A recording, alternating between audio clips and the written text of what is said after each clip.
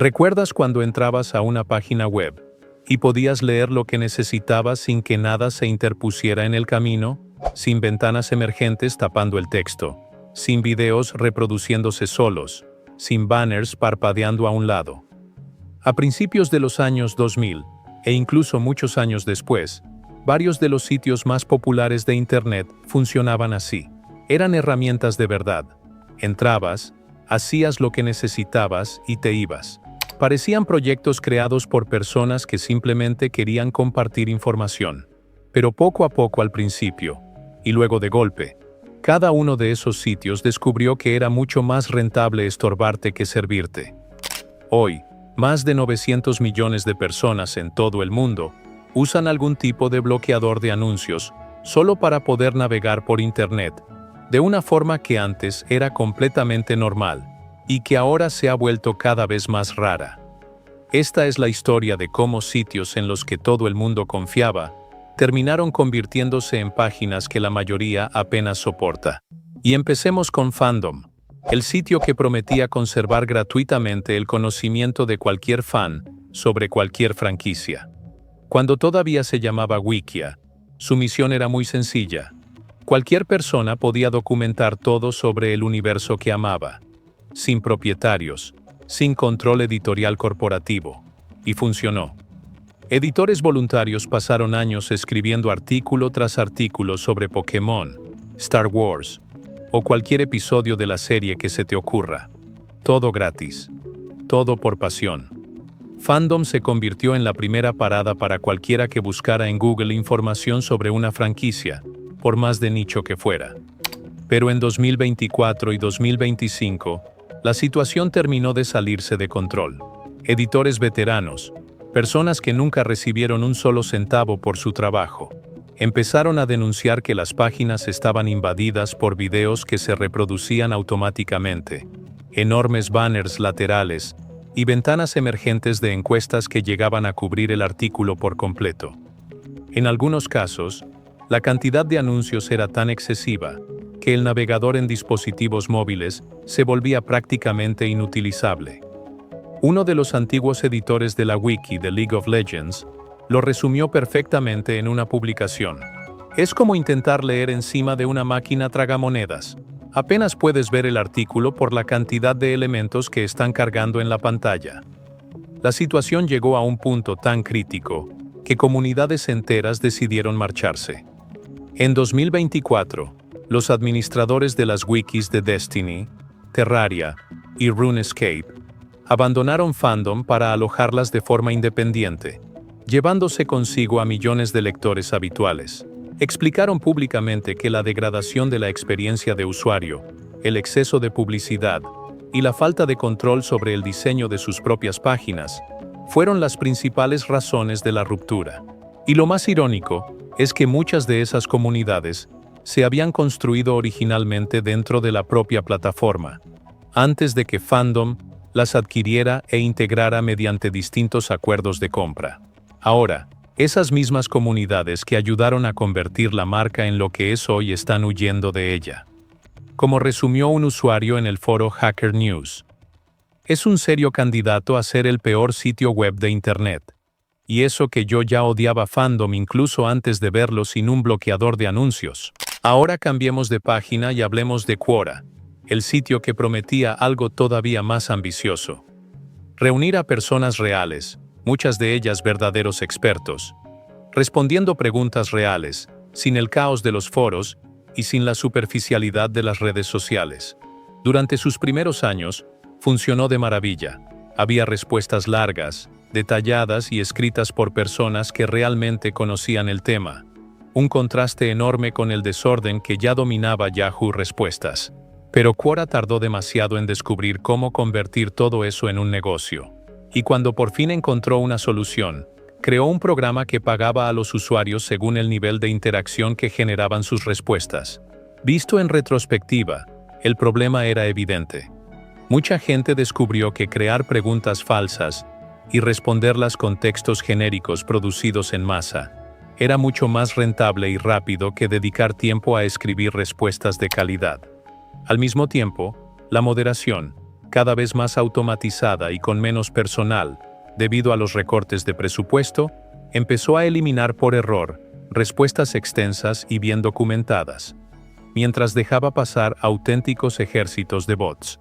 Según estimaciones recientes, se llegó a calcular que cerca de la mitad de las respuestas publicadas en los grandes sitios de preguntas y respuestas ya son generadas por bots, ahogando las contribuciones humanas de calidad. El programa de socios, que en teoría debía recompensar a quienes dedicaban tiempo a escribir buenas respuestas, terminó convirtiéndose en el incentivo perfecto para las granjas de bots. Bastaba con crear una pregunta artificial y responderla con un texto genérico para empezar a ganar dinero, centavo a centavo. Según contó un autor que formaba parte de la comunidad desde 2013 y que siguió de cerca todo el proceso, a medida que grupos organizados comenzaron a operar con múltiples cuentas y servidores, los usuarios reales que intentaban denunciar o desacreditar las respuestas falsas simplemente ya no podían competir contra el enorme volumen de contenido automatizado. Y las consecuencias no tardaron en reflejarse en las finanzas de la empresa. Quora, que en su mejor momento durante el auge de Silicon Valley llegó a estar valorada en $2.000 millones, vio cómo esa cifra se desplomaba hasta convertirse en apenas una fracción de lo que había sido. Un usuario veterano lo resumió perfectamente en una respuesta publicada dentro de la propia plataforma. Puedes denunciar el spam una y otra vez, y no pasa absolutamente nada. Ya no quedan personas moderando este sitio, todos son bots. Y la hermana mayor de Quora, Yahoo Respuestas, ni siquiera llegó tan lejos. Cerró definitivamente en 2021, después de que Yahoo reconociera en una comunicación interna que prefería destinar sus recursos a contenido premium, más atractivo para los anunciantes, en lugar de seguir manteniendo una comunidad que ya no generaba suficientes beneficios. Pasemos al tercer caso, y aquí la historia se repite de una forma casi idéntica en dos sitios distintos. Los portales de descarga de software. Hubo una época en la que descargar un programa era algo simple y seguro. Entrabas a chnetdownload.com, encontrabas el instalador oficial, lo ejecutabas y listo. El sitio llegó a atraer a más de 100 millones de visitantes al año, solo en Estados Unidos, y durante más de una década, fue sinónimo de descargas confiables. Pero en agosto de 2011, Chnet lanzó su propio instalador, que añadía barras de herramientas y programas no deseados a prácticamente cualquier descarga, incluso a programas de código abierto, cuyos desarrolladores jamás habían autorizado esa práctica. El creador de Nmap, una herramienta de seguridad utilizada en todo el mundo, descubrió que el instalador de CNET estaba empaquetando adware junto con su programa, y publicó un artículo durísimo denunciando lo que estaba ocurriendo. La noticia se volvió viral entre los profesionales de la ciberseguridad, que pronto confirmaron el mismo problema en otras herramientas muy conocidas, como Wireshark y Metasploit. Incluso la Electronic Frontier Foundation publicó una crítica pública exigiendo que CNET abandonara esa práctica de una vez por todas. No fue hasta 2016, 5 años después del escándalo, cuando aquel instalador fue finalmente retirado de manera definitiva. Softonic siguió exactamente el mismo camino y terminó pagando un precio todavía más alto. En 2014, Google expulsó a la empresa de sus propios programas de publicidad debido al uso de instaladores engañosos. La decisión eliminó de un día para otro una parte importante de los ingresos de Softonic y obligó a la compañía a despedir a una gran parte de su plantilla.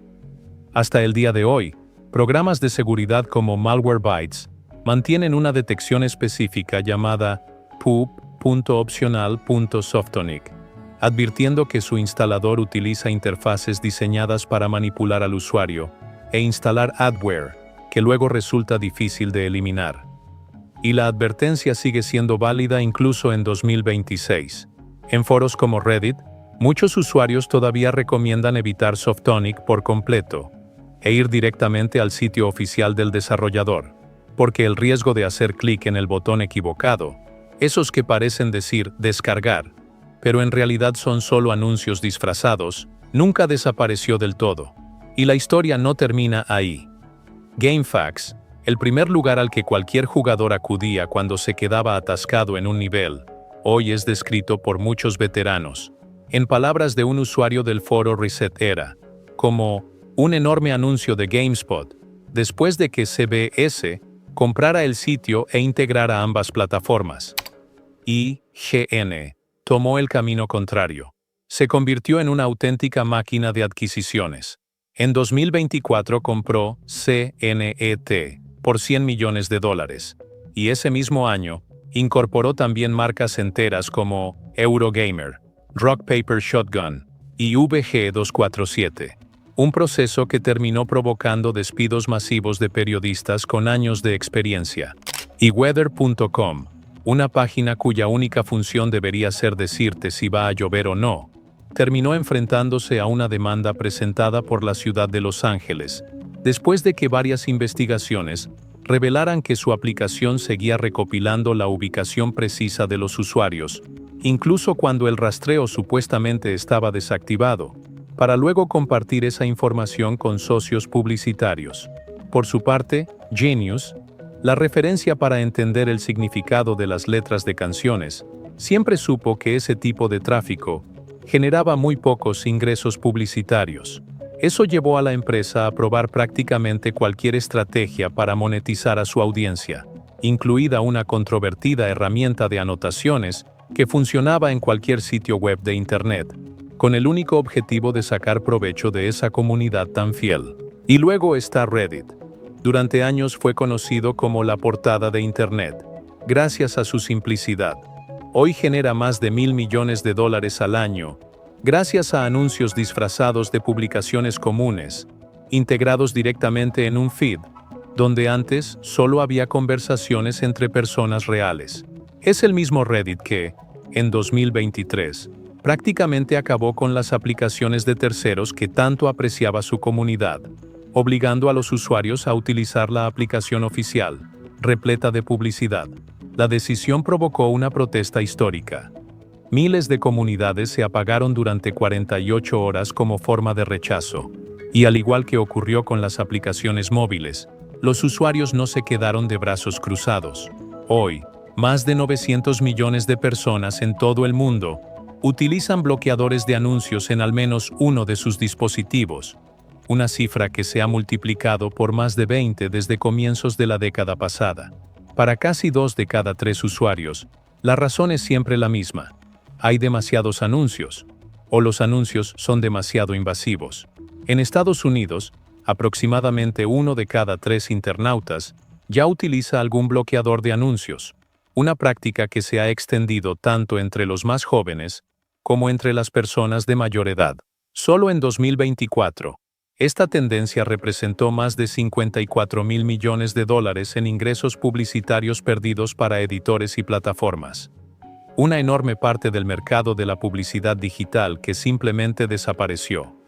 Cuando YouTube endureció su lucha contra los bloqueadores de anuncios, amenazando con detener la reproducción de los videos después de varios intentos, ocurrió exactamente lo contrario de lo que esperaba la plataforma. Durante el mes siguiente, las búsquedas de métodos para esquivar esa restricción aumentaron un 336%. La gente no dejó de usar bloqueadores por la presión, simplemente se volvió mucho más decidida a seguir utilizándolos. Y las razones que dan los usuarios son prácticamente siempre las mismas. Más del 60% afirma que el principal problema es la excesiva cantidad de anuncios en pantalla. Más de la mitad se queja de que la publicidad interfiere directamente con el contenido, cubriendo el texto o ralentizando la carga de las páginas. Y una parte importante asegura que utiliza bloqueadores para evitar el rastreo constante, cansada de sentir que cada clic termina convertido en información vendida a terceros. El mensaje es prácticamente idéntico en todas las encuestas. Las plataformas han sobrepasado el límite de lo que los usuarios están dispuestos a tolerar, a cambio de un servicio gratuito. Ninguno de estos sitios desapareció realmente. Fandom, Quora, los portales de descarga, GameFAQs y Weather.com Siguen en línea y continúan recibiendo millones de visitas cada mes. Lo que desapareció fue la experiencia que hizo que confiáramos en ellos desde el principio. Lo único que queda es la marca, sosteniendo sitios web que la mayoría de la gente solo sigue usando, porque todavía no ha encontrado una alternativa mejor. Si te gustó este video, no olvides dejar tu like y suscribirte al canal. Hasta la próxima.